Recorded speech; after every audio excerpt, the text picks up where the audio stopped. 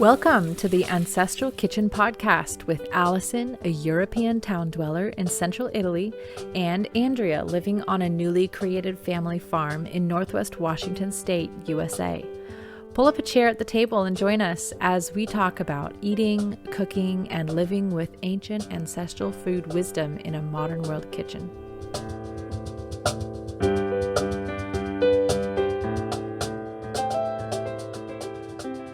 Hello, Alison. How are you? I'm good. Yeah. How are you today? I'm doing awesome. I'm so ready for this. This is a conversation that needs to be had, and we need to have it right now. You know how I feel about it, so I totally agree with you. Before we get into specifics and into the details of what we're covering today, let's share what we've been doing around Patreon this week, because we're building something to add to what we're doing. Explain to everyone listening what we're doing. Well, we don't know what we're doing, so that's a great way to start. We neither you or I, Alison, has ever set up a Patreon, although we are both faithful followers on our favorite Patreons. I absolutely love being a Patreon. I don't know what you call it, member, customer, for the podcast that I follow. Yeah. No, and it's definitely something I probably really never thought I would do, but it's just I've decided I'm passionate about the subject and listening to on that podcast, and I love getting that extra content. So it really inspired me to want to create something like that for our podcast, because there's only so much that we can upload here in the podcast format. But for the people who are really invested in creating this lifestyle and learning how to cook ancestral and just getting their nutrition and their body, into a place that feels good for them, for those people, I'm really, really passionate. And I know you are too, Alison, because we've talked about this so many times about having that extra content available. So Alison and I have been envisioning a Patreon where you get extra content, kind of just like bonus episodes on a secret podcast, and just a good way to deepen and enrich your experience of the podcast itself, to build more onto things, have more interviews with farmers, and just really invest in all of our collective health, but also in the really practical sense for you and me, Alison, help pay for the expenses of running a podcast. So then to go deeper and to build something, to build a community which supports us and we support it. Right. It's kind of a circle. And I think so the thing that you and I have talked about, Alison, for the Patreon that I think I'm the most excited about is when you brought up the idea of having a monthly Zoom where we could get together with Patreon members. And that's something I really, really want to work hard to be able to pull off, because I feel like for me, that's where it all makes sense. I mean, we're a couple weeks into this launch, and I can't tell you the way it makes me feel when I get text messages or messages on Instagram or whatever from anybody saying, oh, some of you have said things like, like I used to do sourdough and this inspired me to start again. Or I have never made kefir, but I ordered grains, and just seeing pictures of what people are making. And I keep saying to my husband, can you believe it? We talked about this on the podcast, and now somebody's gut is being healed and they're going to have a better experience in life because we talked about it. I don't know. It just totally blows my mind. So to have the extra content and the Zoom calls to just take all of that deeper and make it that much more of just a joy for anybody who's interested in supporting the day-to-day expenses of the podcast. I feel like that would just, I don't know. I'm all about that. And I love that. Yeah, so we're working on it at the moment. We're not sure what form it's going to take yet, but hopefully in the next few weeks we'll have more information and be able to share it, which is nice. Yeah, I mean, it definitely feels a little bit like fumbling through the dark, like, let's try clicking this. Yes. Let's see what happens if we click on this. Does it work? Of course, it's all in the middle of the night for me and the crack of dawn for Alison. But I also am just so surprised at how much fun this is, and I count down the days to when you and I are going to talk, and I look forward to our conversation so much. So, and it's very Alison, rich. One of the favorite messages I keep getting from my friends and people on Instagram that follow the account, they all say, "We love to hear Alison's voice. We love Alison's voice. I could just listen to her talk." Oh dear. Yeah, so, and I agree. Thank you very much. I like talking, so there we go. Those two fit you together. found your perfect job. So tell me what you had for your supper this evening. Oh, this was fun. Actually, it kind of reminded me, it's very similar to when we had our hog butchering dinner. But Gary had a friend over tonight who was helping him. We have a year-round glamping tent up on the hill, up in the forest, and there's a wood stove in it. So they were bringing it down here to do some maintenance on the stove, and it's like heavy and everything. So the guy came out, and so we made dinner, and Gary cooked a bone-in roast from the pig, and then I made biscuits. We had honey apple jelly, and of course fermented mustard and sauerkraut, the things that you would always have with pork. And then I had some beets and some limes and cabbage and half of a leek and carrots sitting around. So I basically just shredded all that together, and I poured in some juice from sauerkraut to make it kind of like instant probiotic, and a little bit of balsamic vinegar, salt and pepper. That was it. And so it made a great tossed salad. But the best part, was after we finished dinner, I packed it into a glass container and I just left it on the counter. Hey, excellent. So it's saving room in the refrigerator, but also going to get a little bit fermented for tomorrow. So yeah, that'll be fun. Lovely. Yeah. Sounds really delicious. Oh, it was really good. I haven't had breakfast yet, so you're making me hungry. Well, what did you eat last night for dinner? Oh, I wasn't expecting that question. Okay, let me think about that. Do we have last night? Oh, we had bread, and I had the beer bread that I make. Ooh, bread that's been made into bread, sprouted, made into beer, and then strained out and then made into bread. It is absolutely delicious, and I feel so kind of like completing the circle with using the grains to make the drink, the beer, which is probiotic, and then using the grains again to make a bread out of that. So I had some of that, and I had butter on the top of it and a little bit of salt, and I had some scrambled eggs which had some fresh garlic chopped into them. We got some fresh garlic at the market this week, and I think there was some cold fried onions from earlier in the day, and I had those. I had those with it as well. Red onions, cold red onions. Yeah, cold red onions, which we fried with some pork earlier in the day, so they were kind of covered in fat. Yum. Really nice. Oh, that sounds great. Really tasty. I love that. So, yeah. Now, by the time this airs, since we usually record a few weeks ahead of time, then it might already be out. But just for me, personally, right now, when is the workshop going to be up? Do you know? The Booza workshop that my Boza workshop. Boza workshop. Okay. It depends on the technology. Don't you just love technology? It's like the Patreon. Shall I click here? Shall I click there? So thank you for asking. I've recorded it, so all the videos are done and ready, and I've sorted them, and they don't need much cutting, which is wonderful.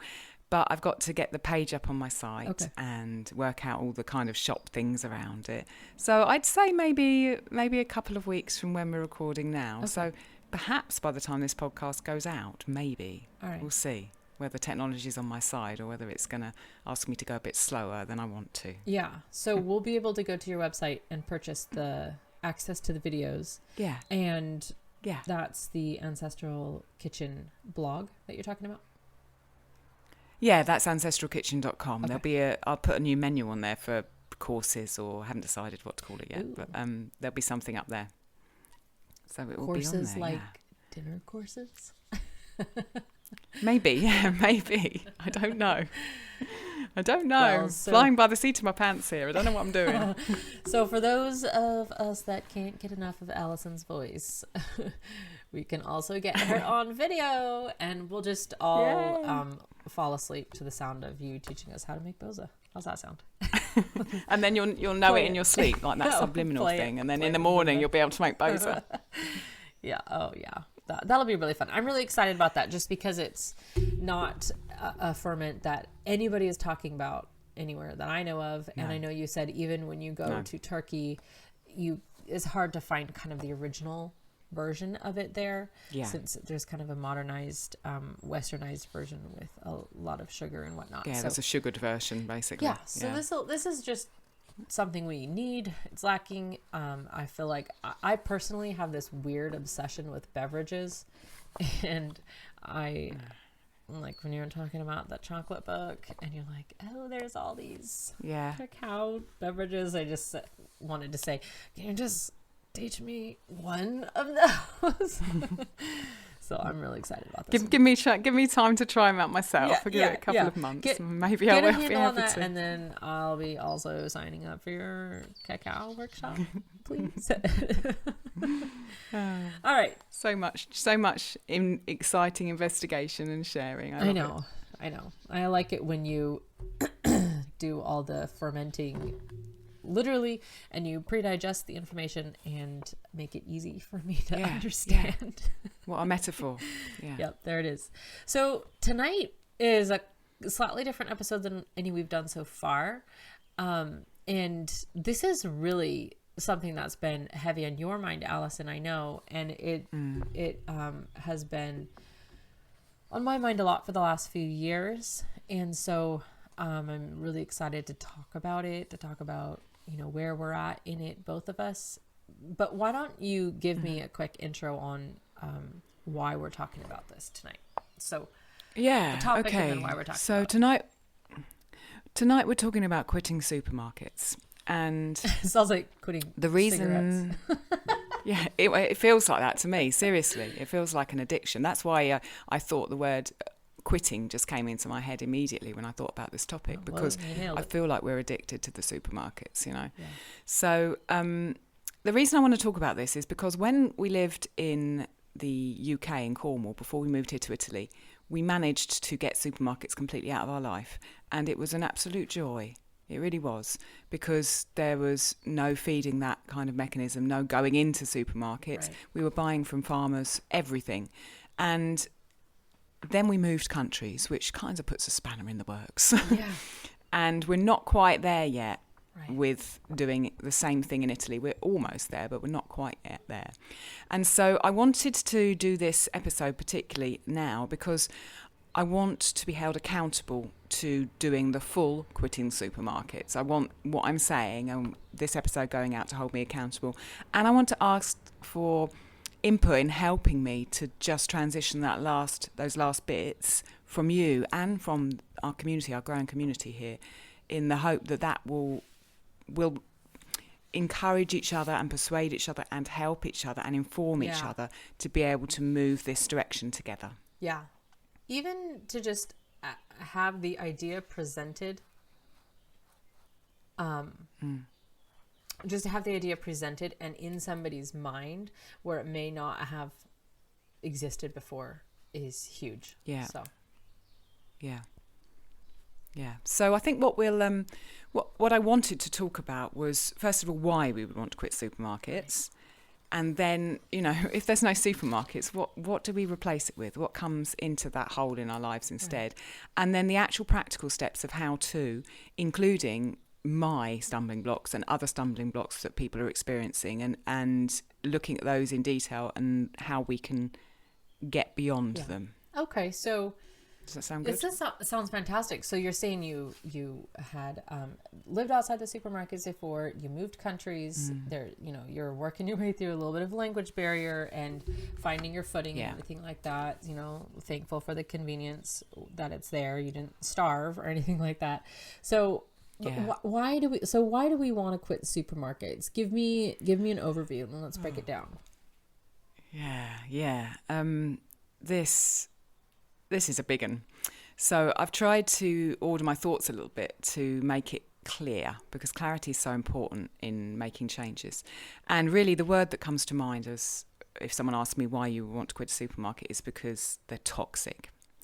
I think they're toxic to our environment. I think they're toxic to every part of that, to our seas, to our air, to our towns, to the people who live in our towns, our communities. I think they're toxic to our sanity, to our bodies, really just to society as a whole. I feel like they're a toxic part of modern Western society. So are you talking the dumpster behind the... when you're talking about our towns and environment, you're talking about like the dumpster back there, the pavement, like what do you mean by waste? Yeah, so firstly, the first bit of toxicity is waste. And you're right, it's obvious. You see the dumpster, the bin at the back of the supermarket. And I think everyone's kind of seen newspaper headlines of people who've gone and scoured through bins and found stuff and fed communities on it. There are people who do. And I think there are even supply chains where they take waste from supermarkets and feed people. So there's a huge waste in supermarkets in every part of their supply chain, not just at the stuff that doesn't get sold, but in the production, in the transportation, in the oversupply, in the fact that, if the apple has some holes in it, they can't sell it. If the banana's not straight, they can't sell it. Not curly, they can't sell it. So there's that waste. But there's also the fact that when we shop there, if we have that mentality, they encourage us to waste. Mm-hmm. So certainly in England, there's a big emphasis on deals in supermarkets. There's a buy one, get one free. So you buy one loaf of bread, you get another one loaf of bread free, or you buy one, get one half price. And the stats say that about 30 to 50% of purchases in supermarkets are this buy one, get one free. Wow. And then we don't value that purchase, and we waste it. And I think the clearest example of that is something that we mentioned on the sourdough podcast, I think, a few weeks ago, that in the UK, 44% of bread is thrown away. And some of that's in the supply chain, some of that's at the end user throwing away mouldy things. And if you buy 2 loaves of bread because you think it's cheap, because you're getting one on a buy one, get one free, then it doesn't really matter if you throw a bit away. No. It's a whole different ball game than if you've made the bread yourself. And I think that waste is the first part of the toxic kind of load of supermarkets. Right. I also feel like... particularly with the buy one get one frees, they encourage us to make unhealthy food choices. If you go into a supermarket, you're going to see all the packaged food.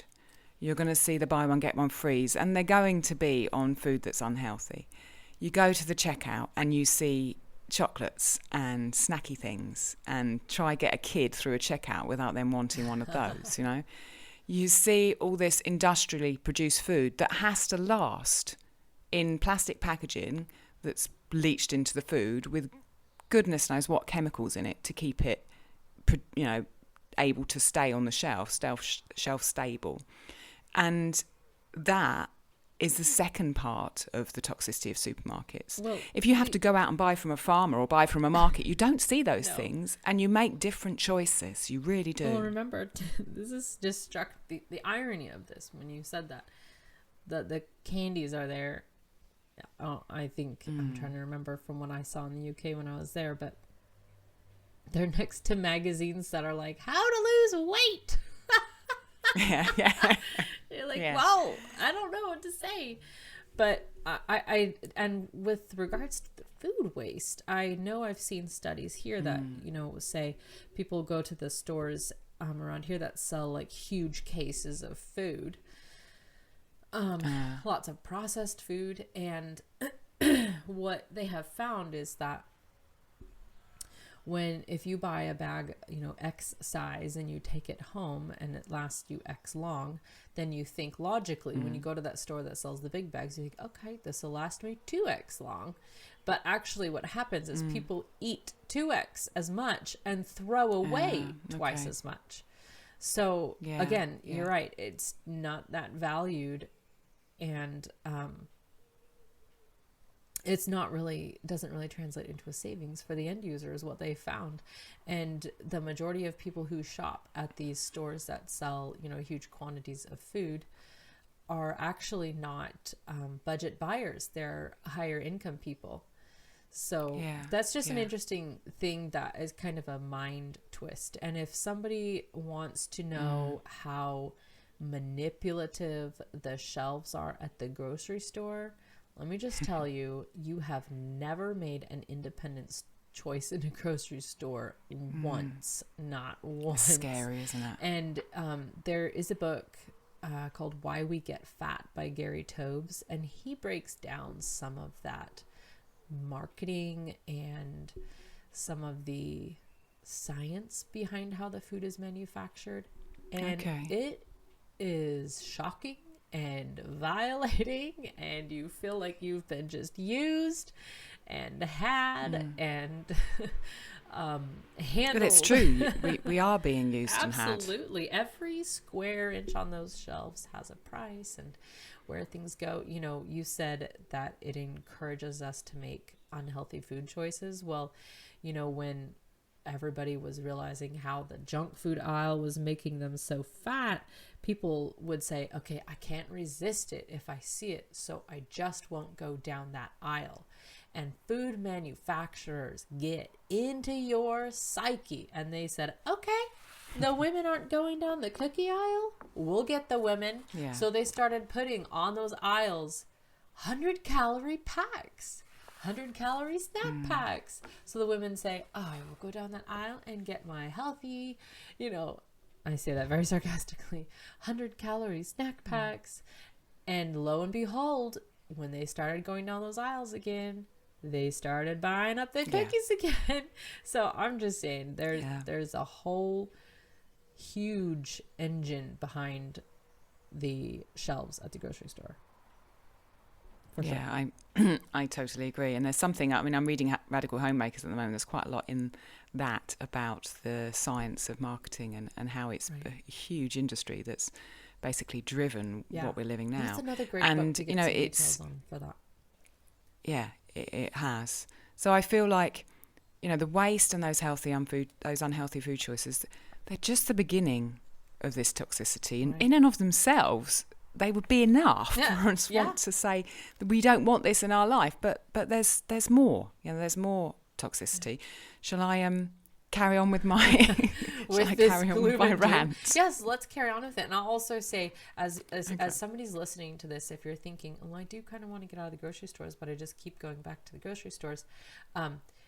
One of the ways that I got myself out of them the fastest, because it actually never crossed my mind to get out of them, but then I started reading these books like Why We Get Fat and Radical Homemakers. And that was, 8 years ago that I read those books, and I thought, and we pretty much just gave them up only because I was reading those books and I thought, I don't want to be manipulated like that.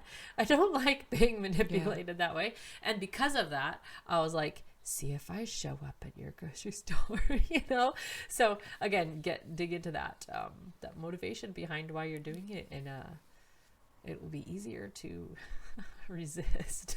The why. Okay, we've talked about that before. Yeah, let's keep going. I want to hear what else you have to say on this. Okay, so the third kind of big section of toxicity that I feel around supermarkets is the toxicity they put into our environment. And by that, I mean our physical environment, so i.e. pollution, but I also mean our social environment, so community. So starting with the environmental pollution side of that, first of all, supermarkets are being built. Things are being knocked down. Loads of raw materials are being brought in, car parks, trees are being flattened to make car parks. That's the first obvious one. Moving on from that, the transportation involved in supermarket supply chains is completely insane. Any person who looks around them and sees that things can be grown around them would look at a supermarket food chain and go, why is this happening? And if you go, for example, into a supermarket in the UK, they don't just have food from the UK. They do, but they also have oranges from Spain. They have melons that have come from Italy. They have grapefruits from South Africa. And in addition to that, they have things like French beans from Kenya, where the supermarket has bought up a load of land in a less well-off country and are using it to grow beans and then flying them to the UK to sell them to customers who go and shop in the supermarkets. And it's Alison, just absolutely crazy. No, it is. And you just mentioned that. But that is a huge issue that is not widely recognized in the plant, like pushing plant eating only, which is that, and you said beans in Kenya, where they can buy up huge plots of land and they can pay people way less than they would have to pay them in the UK. Yeah.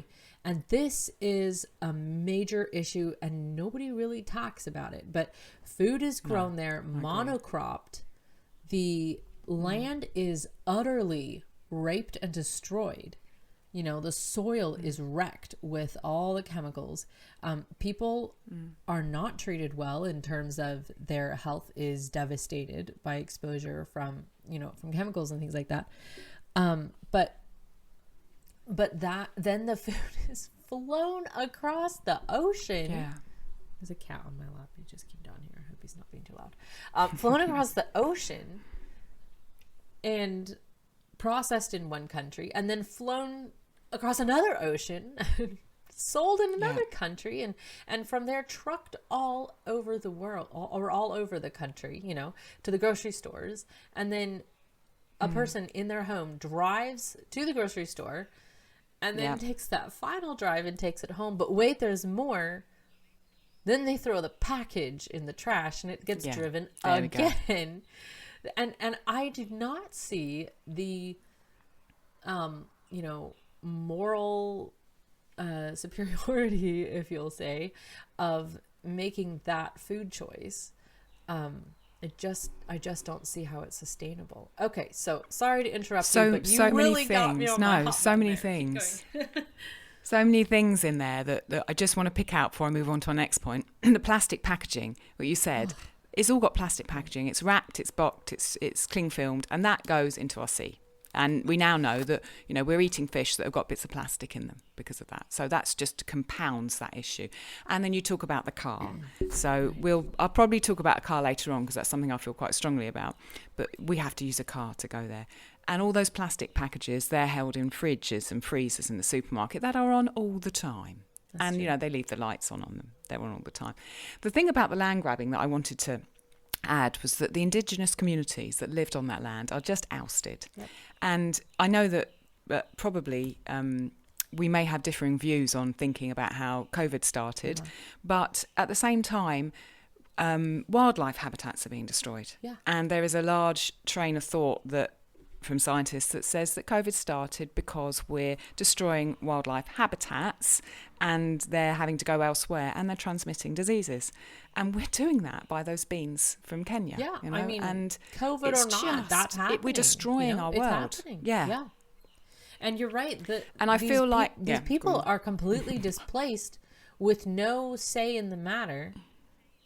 And it's really, I don't know if this is the right word to use, but it looks like colonialism in a way, because people are getting pushed off and then kind of having to be remarketed back in to work for somebody else now. And of course, that's not really that beneficial to their economy.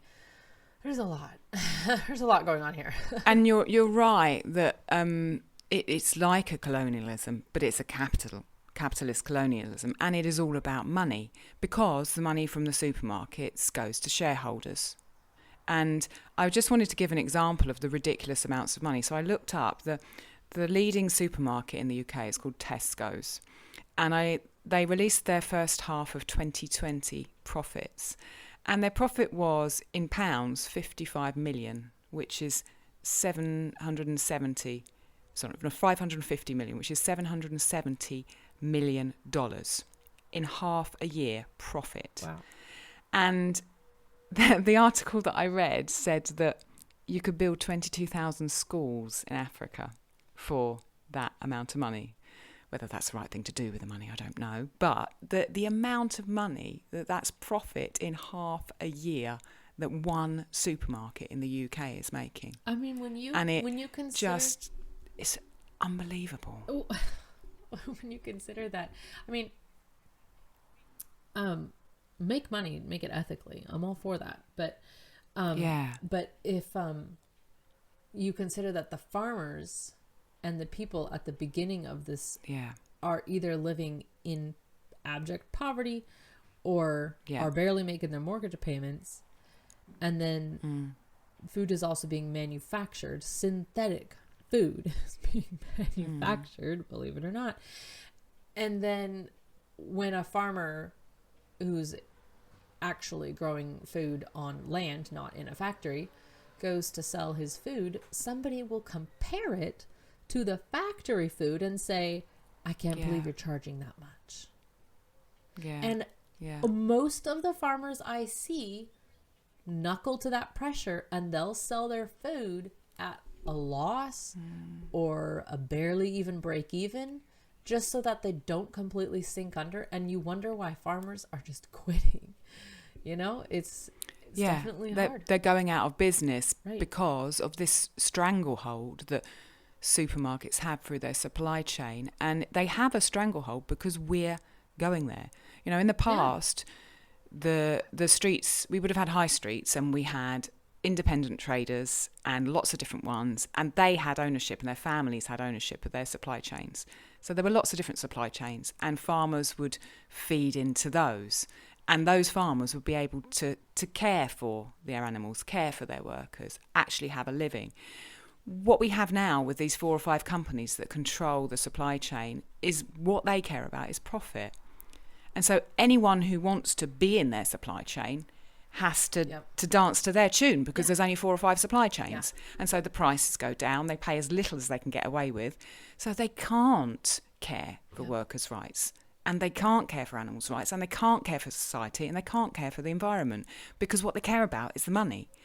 And we think, oh, well, we've gone in and we've bought a cheap chicken. Whoa, I've won. Prize. But the cost is being paid. It's being paid somewhere else. Yeah. And because it's not in our face, we don't feel the pain of it so much. But people are going out of business. And if we had to go and talk to those farmers ourselves, and if we saw how those animals were being kept firsthand, and if we saw the plastic in the sea, then we, I think, would choose differently. But supermarkets have this facade that enables us just to not notice it, to look away. It's the picture of the farm so on the plastic package. Yeah. The picture of the farm on the plastic package is a proven method to get you to accept that this came from a beautiful farm, even though, if you really stop and think about it, the picture has nothing to do with anything. It's not like you're looking at a photograph, you know, of where it's being raised. I mean, it's a cartoon image, and it works every time. That's what's crazy. Yeah. And you sound like you're describing the same thing that we have here. The Walmart phenomenon, there's documentaries about it. There's people who talk about it. This is not an unknown thing, but Walmart will move into a small town in the US, and overnight the main street, as we would call it, is decimated. So all the small, you know, small hardware stores are disappearing. It's almost impossible to find them. Small individually owned pharmacies are virtually a relic of the past. Small grocery stores.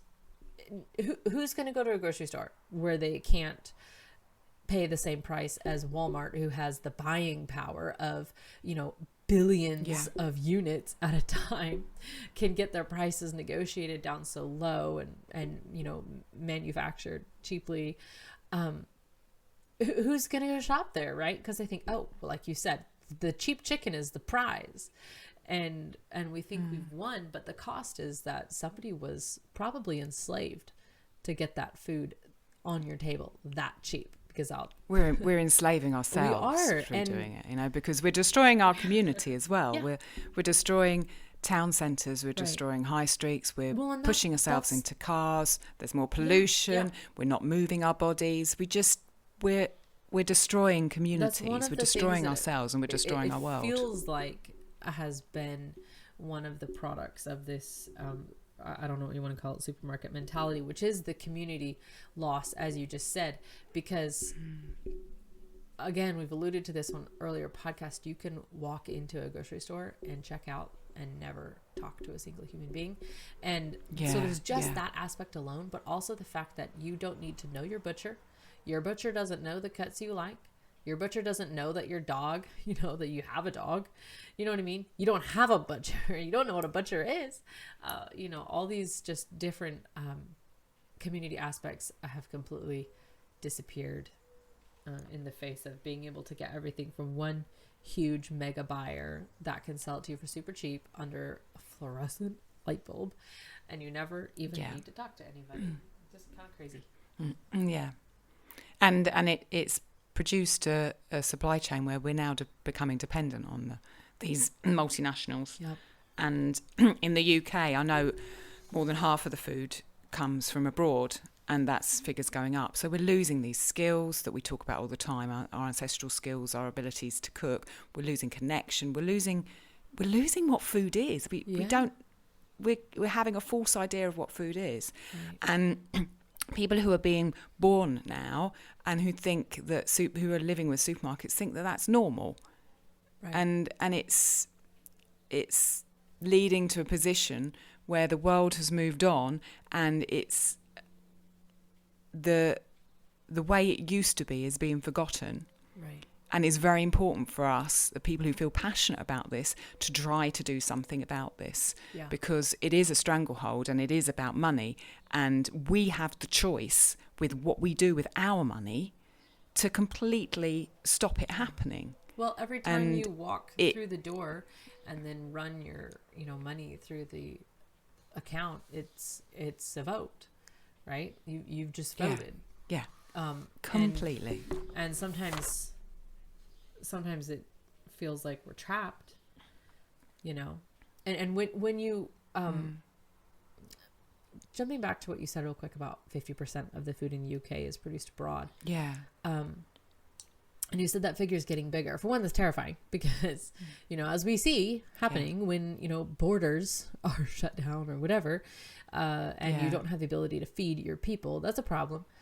But part of that might be because definitely a phenomenon we see out here, and I saw it in Virginia also, that the green line where it's agricultural land, that line keeps getting pushed. And then what you would call like urban sprawl keeps pushing farther and farther into agricultural land because there's a lot more money in real estate in houses out there than just like a hay field. Okay. So that's a loss of GDP right there, because now you're not producing something there anymore. You have a consumer moving in and living on the property, and then that feeds back into that consumer mentality that I know Shannon talks about that quite a lot in The Radical Homemaker, the consumer culture. And as you said, then we do lose the skills and we do lose the connections. So okay, so people are getting used to this. We could talk about this forever. I know. We could talk about this forever. 12 hour episode. It's I think it would be having listed all those toxicity things. Now I think it would be good to move on now. Let's be positive. Let's have some we positivity. brought the mood down now. And I know people say so let me ask you then. So people say, okay, well, I feel I get that. I agree. It frustrates me, and I know you're telling me that I'm going in and I'm voting, blah blah blah, and I hate it in my heart. But we need to eat, and we have a budget. We live in town. We live in the country. Whatever it is. How do we get our food? What do we do? Where do we go? You just told me that the high street is gone. So, are you telling me the supermarket's my only choice, but I can't go there? Like, now what? Help us. Yeah. So the word to answer that is local. even if the high street, the main street has gone, there is Yes, local there food. is. And local food is a method for creating health in our environment, health for our bodies. And so instead of all this toxicity, we want, excuse me, we want to produce health, and local food can do that. And I listened to a podcast earlier in the week with a lady called Ruth Layton on it, who's been a director of a farming kind of community. And there was a quote that she said that I wanted to share in this part, because it kind of just made me stop and think. And she said, "It is necessary that we expect that the way our food is produced provides a benefit to the climate, provides a benefit to biodiversity, can be used to restore habitats and have wider social benefits." And the reason I like this quote is that she says it is necessary that we expect that the way our food is produced be like that. And that's what we need in order to change this. That's what we need in order to survive as a species. We need to say, I expect that my food system will be beneficial to the animals, to me, and to everyone around me. And the supermarket food chain is not like that. And for most of our history, the supermarkets haven't been around. No. Food system have been beneficial. And so what we need to do is take the money that we do have and use it judiciously with local food that comes from places as close to where we cook it as possible. Food from our gardens, food from individuals, food from communities, food from people who care about what they're doing, food from people who are earning enough money to have a decent way of living, food from people who are using the money that they make to reinvest in the land, food from people who haven't abused the system and abused the land and abused the environment to make it. And that is local food, and it's real people who have a face, food that has a face. There's a guy in the States who talks about food with a face. And I think it's really important for us to go to the other extreme from the supermarkets and know the people who grow our food, know the people who raise our animals, for there to be a face to what we're eating and what we're consuming. Right. Because that is the way that our food will provide a benefit to us, to society, and to the world. Yeah, that's powerful, Alison. It's really true. There are obviously caveats to what I've just said, in that you can't just come home with a haul from a farmer's market or a haul from your farmer and bung it in the microwave.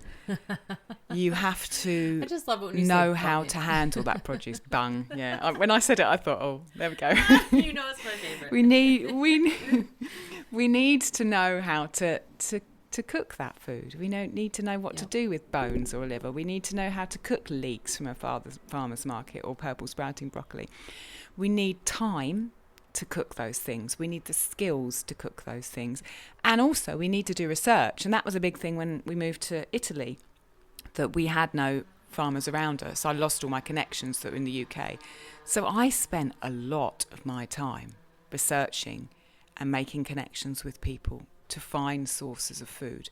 And that takes time. Yes. So the things that this alternative comes with are more time needed, more research needed, and more skills and more cooking needed. Do you agree?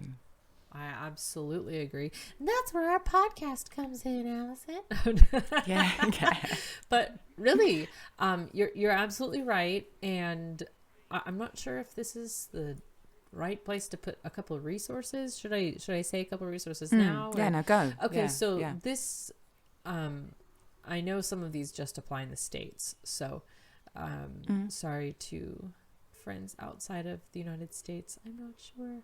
But I know here, and I've told you before that we moved multiple times. And so it can be, you have to start your network somewhere. And if you just really allow yourself to become a part of your farmer network, one thing will lead to another. You'll earn trust. Yeah, I agree.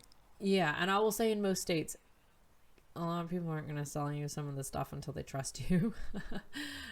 Because real food outside of the supermarket, oh, there's another conversation we could have about lobbying and legalities and how farmers have nobody representing them unless they're factory farmers, really, and that they're playing a part of the supermarket chain game because it is harder by the day for farms to do things outside of the supermarket paradigm, which is also why it's important for consumers.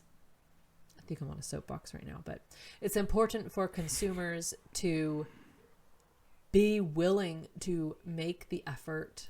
It is an effort to find the farms and to connect with the farmers, because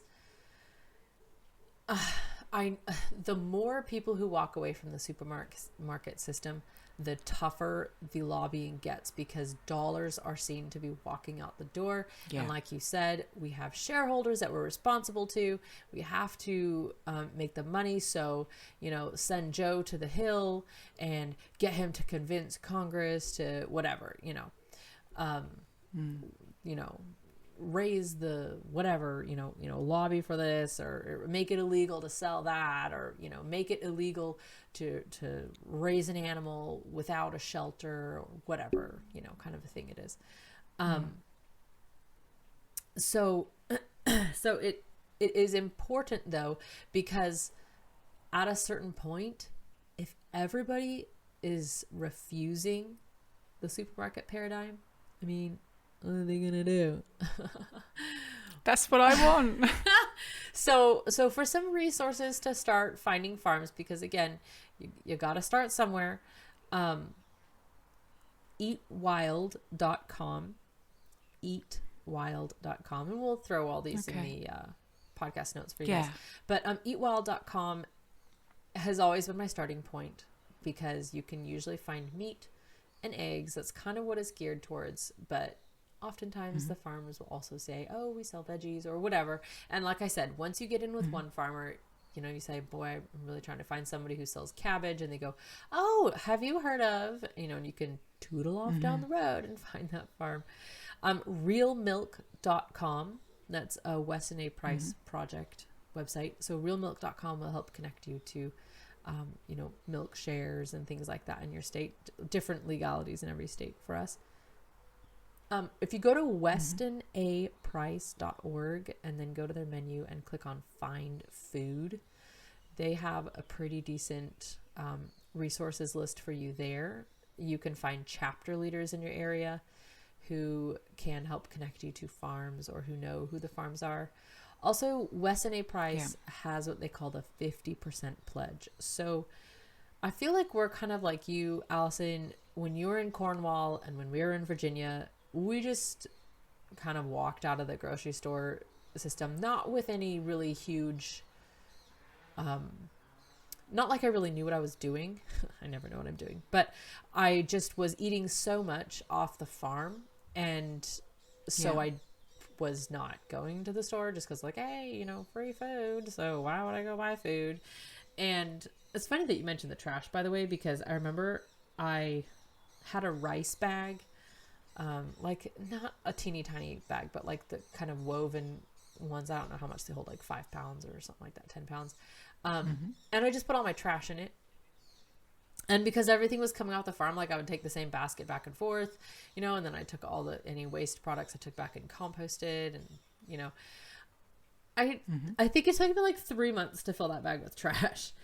And that's just an example of like, I wasn't trying to be whatever, economical or environmental. There just wasn't that much trash. There was no packaging on the vegetables because I was digging them out of the ground myself and putting them in a basket, I was driving back and forth to the farm. Sorry, Alison. But Weston A. Price. So to say how I feel like we were similar to you, you were saying in Cornwall, you guys were outside the grocery stores. Then we moved back here that's right. to Washington. And as you were saying, you're like, I need to eat dinner right now. You have to eat something. And so buying stuff at the grocery store, and then we kept bouncing around until we found somewhere to live. And then we were living in town, and I just I think I went on Instagram or something, and Weston A. Price had posted, take our 50% pledge, which is pledging to eat 50% or more of your food from farms. And I thought, I think we already do that, because we're getting milk and meat and all our veggies local. And then I just thought, I mean, how hard would it be to do 100%? And I was like, what am I even buying at the store? Yeah. What is it that you go to the store for? Junk, basically. Snacks. Yeah. Trash. And I thought, I bet if I only ate from farms, I would like automatically be eating healthier. And so, so I just decided it was in February of 2020. I just decided no more grocery stores. We just won't go. And I didn't know it was about to get weird outside. I was an innocent person living at home trying not to get on the internet, so I didn't know anything was going on. And then all of a sudden people are saying, yeah, I'll be able to go to grocery stores, you can't go to the stores, blah blah blah. And I was like, oh yeah, well, here we are. And I had that panic moment where I thought, oh no, if they're saying in 48 hours everything's shut down and you can't go to the store, I thought, oh no, should I run to the store and buy a bunch of stuff? And then I thought, wait a minute, if you want to prove to yourself that you don't need the stores, this is your chance. And I resisted that urge and I didn't go. And so then when we moved again, we moved, I couldn't even find dishes, and I bought stuff at the grocery store. We started finding new farms again, and now we have not gone. Well, actually Gary went to the store.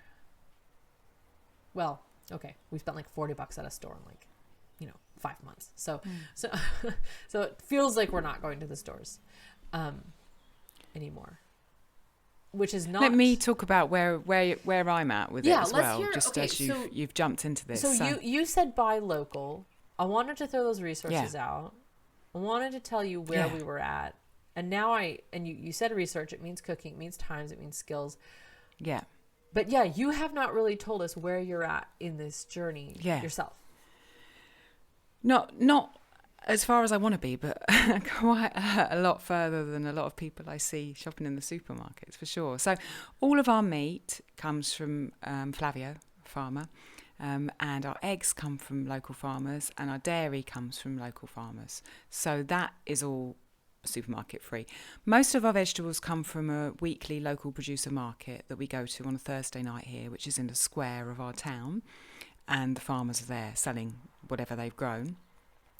And then we have a local cooperative that I can cycle to, and I tend to go there and get the stuff that I can't find at the farmers market. So I'll supplement our veg and our fruit from there.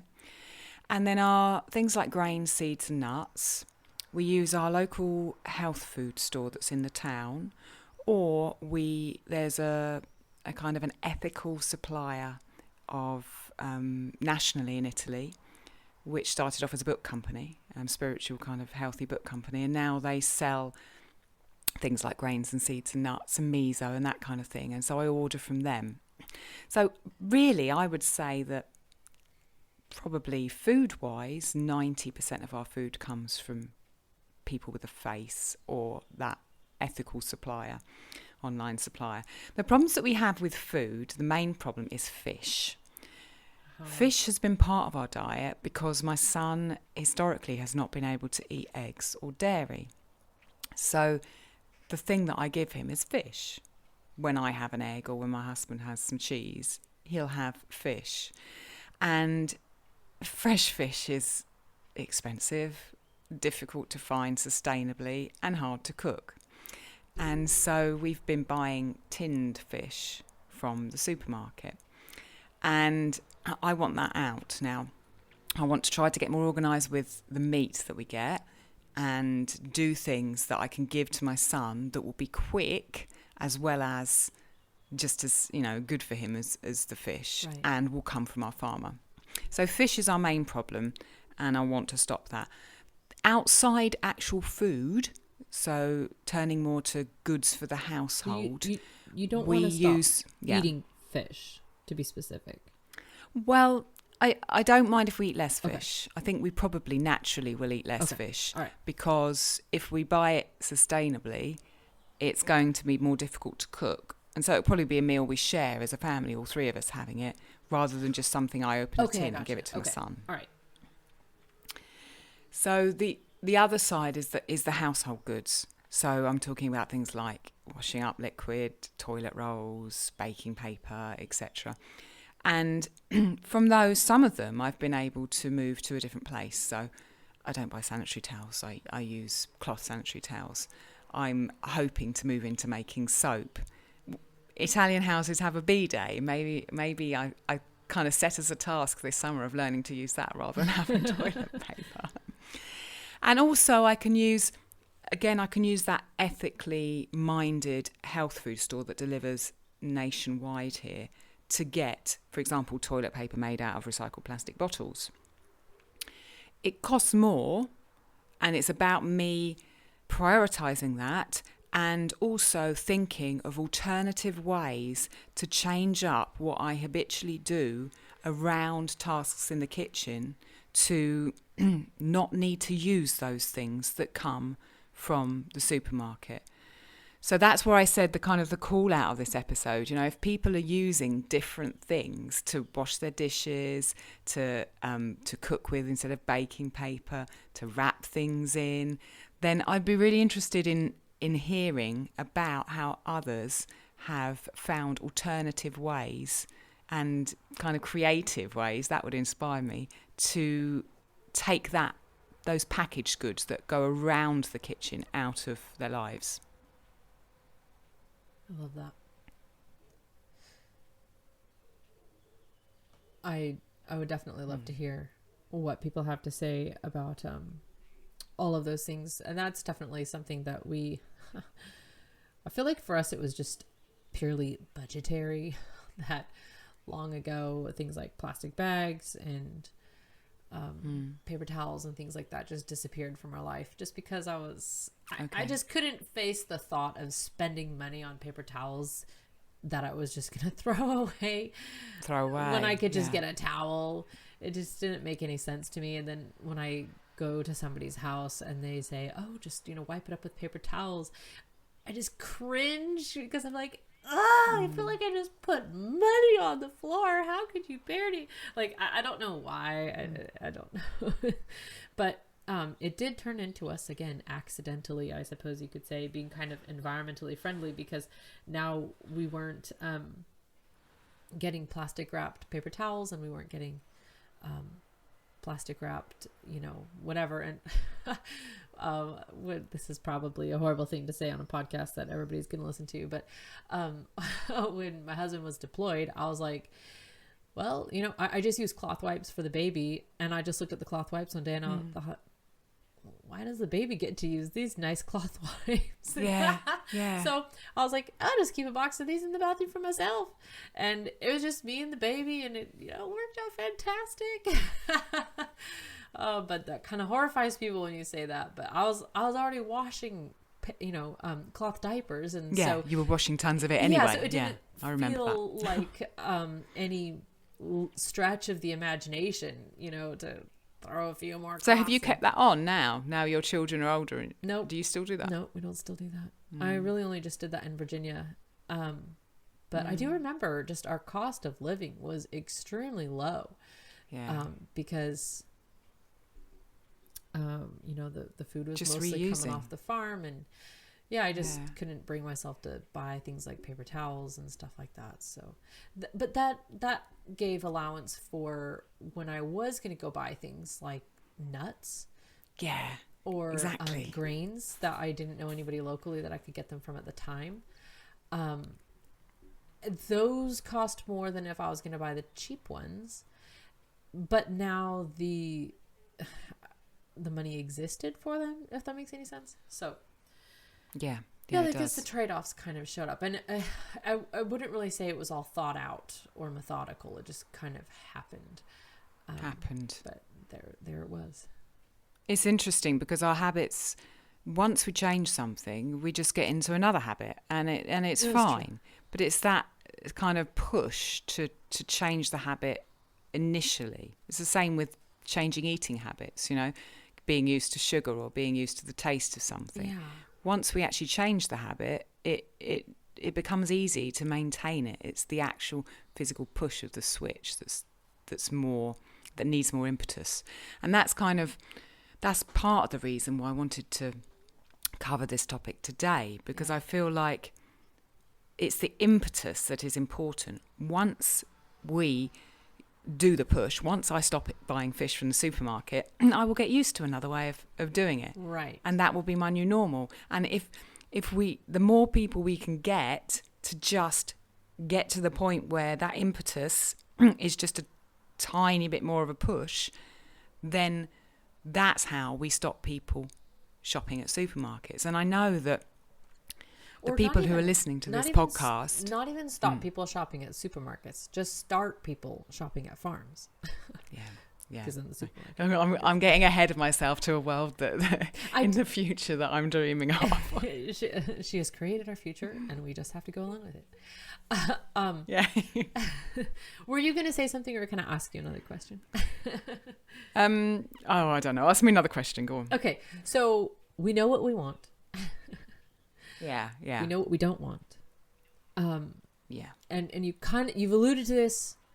You've mentioned a few of these things, so, but I want to give, if we can, just a little bit more discussion to this. What are things that stand in the way? If we're listening to the podcast, if you're like me, you've already thought of, well, Alison, here's my 10 reasons why, so let's hear it. Yeah. What are things that stop us? So for doing a kind of an inventory of my own journey, I figured there are 3 things that stop us. Okay. And the first one is the biggest one, and it's money. Right. And people think that shopping outside supermarket is more expensive. From my journey and the fact that I did it in England, and we're almost doing it now, the basics aren't more expensive if you change what you expect and your habits. Agree. So, growing vegetables is cheaper than buying it. Buying grains in bulk is cheaper than buying bread. Buying offal is cheaper than buying even the cheapest meat in the supermarket. Yep. So those things are actually cheaper. Some of the periphery things that we've just talked about, like baking paper, toilet paper, they can be more expensive if you don't go to the supermarket that has the buying power. And so what we've just mentioned, is about trying to find alternatives. Yeah. Can I use cloth clean-up sheets rather than paper towels? But I think there's an unasked question when people talk about, it's too expensive, which is, it's about what you prioritise. I live in a family with a household income below average, well below average. We don't have a car. We live in a 1-bedroom apartment. We don't have a television. We don't have a subscription to Netflix. We don't go on holidays. We don't eat out. We prioritise what the money that we do have, where it goes and who it goes to. And we spend a huge proportion of our income on food. And I totally believe, and I know because I've done it myself, that it's possible to earn not very much and still be an active part of a sustainable food system. And in addition, there's one other thing about the money that I think is important to briefly talk about, which is something you alluded to earlier, that most of the people who are shopping in supermarkets aren't on necessarily the poverty line. There are a ton of people who are affluent who shop in supermarkets when they don't have to. And if we could just change the habits of those people, the people who are affluent and who have the money to spend more on farmers and on direct purchases, then the power of the supermarkets, their legs would be cut off. So there's 2 things about the money.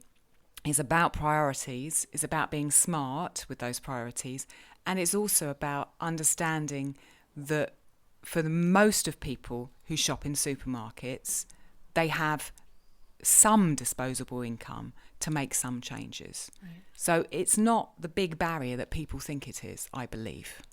Shannon Hayes mentioned this, I think it was in an interview. Yeah, it was an interview she did on some podcast that I can't remember the name of. But she said that when she and her husband, when they would work at the farmer's market, It'd be a hot day, so they'd have their frozen meats kind of covered up. And they used to think when they'd see somebody come walking up, they see a big diamond ring on their finger, they think, oh, look at those nice clothes, and think, yeah, these people are going to have no problem spending money on this food. She said they began to learn over time they wouldn't even bother to uncover the meat, because she said that they wouldn't buy anything. She said it was the people who came up and counted out nickels and pennies. Those were the people who were committed to buying the food. And that just kind of blew my mind. But it is, so I don't even, I think that the thing is not to start with affluent or not affluent people. We just need to start with the people who care.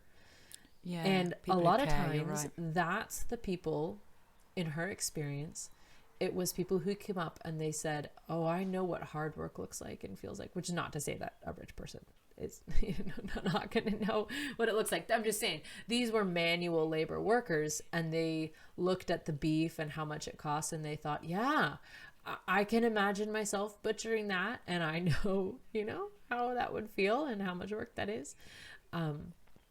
Whereas somebody else might think, I could buy it cheaper somewhere else. So I want to come back to what you said about people who care in a minute. So I'm holding that thought. Okay. Before we get to that, I want to just mention the two other things that I kind of identified as stumbling blocks. The second one is time. Right. Because as I said earlier, you need time to research the supply chains, you need time to bake bread, you need time to sort through meat when you've ordered it, you need time to make sausages like you did. Right. And that is something that requires a bigger shift in our lives. We need to understand that being held in a 9-to-5, where we are driving to work for an hour and driving back for an hour, and time poor, is not a productive way to be able to make that change if we want to make that change.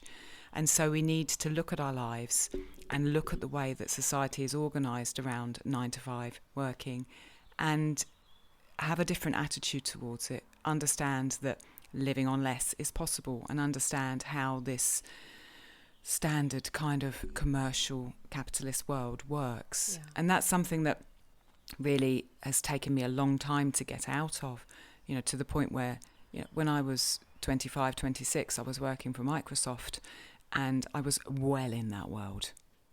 And it's not something that I just went, oh, okay, suddenly I'm going to have, no money and quit this job. And it's been a slow change of me just being at the point where I was ready to change something and moving a bit, then moving a bit and moving a bit, and getting to where we are in our family now, and understanding that our life is run on a very different way to how it was run when I worked 9-to-5, and accepting that we love it this way. We love using our time and having shifted our life like this. Yeah. So I feel that, and that goes in kind of hand in hand with the third issue, which is skills, because in order to learn skills, you need time. And in order to practice those skills, you need time. And in order to buy from people with a face, buy food with a face, we need to know how to cook that food. Mm-hmm. And so I think, that's what we both feel passionate about. And we are creating this content now, and what we're doing to try and encourage people to, if they're interested in cooking real food, try to encourage them and help them to do that. Absolutely. And I think, the money, the time, and the skills are the three things that stop us. I wanted to go back to what you said earlier, which was the people who care, not talking about necessarily people who are affluent and targeting them, but the idea that the reason I started this journey, the reason I moved my life away from corporate, the reason I've moved towards buying, 95% of our food from farmers is because I care. And each step of that, there's been a little push at that point where I cared to help me move to the next step. And I think you're very right when you say to be able to communicate with and understand a person is in a position of they care about this and they're ready to make a change. and then to help support that change, to provide community around that change, to be there with someone and pass on a skill, pass on a knowledge. That's how this will be disseminated through the communities and the populations that we want to see it in, I believe. Are you with me on that? Yeah? Yeah, I feel that. And I want to walk that fine line, on there's a brand that has a tagline, if you care. And I don't know why it always irritates me, because I'm like, well, I do care. Don't try to, don't try to manipulate my emotions. I don't want the grocery store to manipulate my emotions. I don't want, and I don't want to sit on a podcast and try to, I don't want somebody to think that I'm saying like, oh, look, all these bad things happening and you're a bad person if you don't, whatever. So I don't want to, I agree with you. I don't want to go into this being, us versus them. And, if the world matters to you, you would just really change your life. Like that's not how I feel. I just feel like these are, you and I have thought about this for a long time, and we've lived this for some time, and these are things, just kind of the underbelly that a lot of us don't know exists. And by talking about this, I'm not trying to browbeat somebody into making a decision or a choice. What I'm trying to do is reveal to them what perhaps I had no idea. I was completely unaware of all of this for the majority of my life. So what I just want to do is try and shed the light on what's going on. And I also didn't want, I don't know where you stand on it, but I don't want people to think that I'm going to come on here and say, because grocery stores are part of a capitalist market, then capitalism is bad. No, when I say you're voting with your shopping, that is literally capitalism. That's your free market at work. And when you show up at my farm and you buy eggs, and I have a position in the market by showing you, the value of my eggs versus the factory eggs, that's capitalism. So I don't want somebody to think that I'm saying, no, you can't sell stuff. It's bad to make money because, you gotta pay the mortgage. I just think there's some, thoughtful and conscious ways that we can go about things. And then there's some sort of just the ends justify the means type methods that are not very sustainable for humanity in general. Yeah, I agree with you. Thank you for putting that in. I think the idea of turning a spotlight onto something and then, through sharing the way that you're living, through other people sharing the way that they're living and what they're doing, we're making ourselves available to each other as a support. Absolutely. And to others who are interested in moving to that, whether they're coming from a health angle because they think, I'm not feeling this great and I want to try and make a change because I want to be healthy, or whether they're coming from this wonderful food that I'm buying tastes so much better. Right. Whatever angle they're coming from, by sharing what each of us is doing, we're making this network of support and reinforcement and help, which will hopefully raise all of us up at the same time. Yes. Yeah. Let's. Because I feel like, so many people think that in order to change the way the world is, they want to change the way the world is, and in order to do that, so many people think they need to rebel in a way that's aggressive, to be on a march and to go and have a placard and to scream. And, sometimes those methods have merit. Sometimes they're appropriate. But with supermarkets, all we need to do is stop shopping there. We don't need to be this. I'm not the sort of person who goes on marches and holds placards. I'm just not. Right. And I don't need to feel like I can't do anything. You don't have time. Yeah, I am. That's true. I don't need to either feel like I can't do anything. No one needs to feel that, because all we need to do is take these small steps towards stopping shopping at supermarkets. And then they won't have the power anymore. It will disappear, and we will be creating another world with everything we do. Alison, you're so poetic. Oh, sigh. Just the way you put things, and your accent. Thank you. You absolutely nailed it. And I'm reading The Lord of the Rings out loud to Jacob right now. So, spoiler. Yeah. If somebody hasn't, doesn't know the story, stop listening now.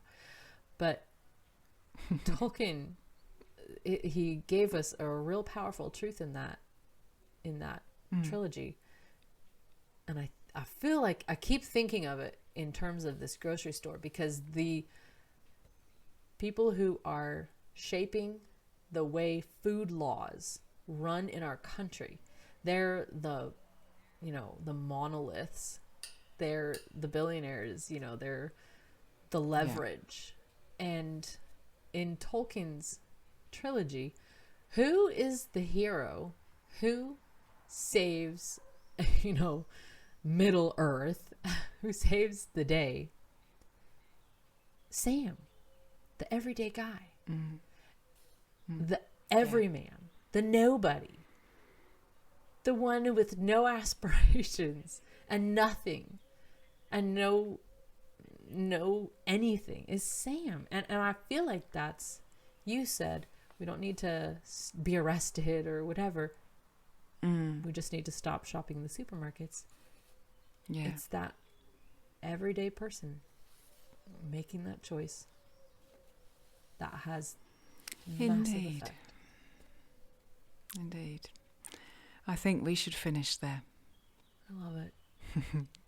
Finish before we get started. Thank on you very another much. Chain. Thank you, Alison. This was absolutely beautiful, and I really appreciate you wanting to bring this up. Do you want to come back and revisit this in a couple months or something? See where you're at with it. Yeah, I'd like to. And I think if we once we get our private podcast sorted as part of the Patreon, it's something that I want to talk about in that as well. Okay, I think that's a good idea, and we can get everybody's collect resources and ideas and exactly all of that. Okay, wonderful, Alison. Well, thank you so much for all of this. Thank you. And for everybody listening, thank you so much for listening. I really appreciate that you listen. I don't know how to give reviews on podcasts, but I think if you review us, it's helpful, right, Alice? Yeah. At some point, I'll work out how to do a review. I think you go to, if you're an Apple Podcast, you click on us, and then down at the bottom there's a button or something. But I don't know. At one point, that'll come to the top of my list. No, exactly. We're not exactly conversant in it. How to do it. But I really appreciate the ever since we went live, it has just enriched my days to get these lovely messages from you. Yeah, me too. Thank you so much. Me too. Thank you. Alison, I'll talk to you very soon. Speak to you soon. Bye. Bye.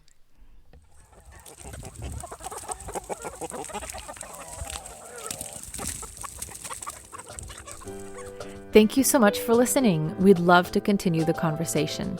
Come find us on Instagram. Andrea's at Farm and Hearth and Alison's at ancestral_kitchen. Until next time, we both wish you much fun, exploration, and satisfaction in and out of the kitchen.